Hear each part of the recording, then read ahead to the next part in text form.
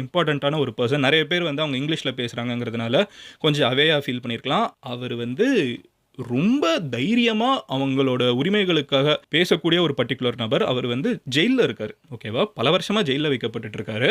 ஒவ்வொரு டைமும் இந்த மாதிரி பேச வர்றப்ப கோர்ட்டுக்கு போய் ஜாமீன் எடுத்து அவர் டிராவல் பண்ணி இங்க வந்து ஒரு ஈவென்ட் அட்டெண்ட் பண்ணிட்டு கூட திருப்பி ஜெயிலுக்கு போவாரு. அந்த மாதிரி ஒரு ரெவல்யூஷனிஸ்ட். ஸோ அவர் வந்து பேசுறப்போ கான்ஸ்டிடியூஷன் வந்து எல்லாருக்குமே சமமா உருவாக்கப்படணுங்கிறதுக்காக உருவாக்கப்பட்ட ஒரு விஷயம். அம்பேத்கர் அப்படிதான் உருவாக்குனாங்க. பட் இன்னைக்கு அந்த கான்ஸ்டிடியூஷன்லயே எவ்வளவு விஷயங்கள் மாற்றப்பட்டுட்டு இருக்குது.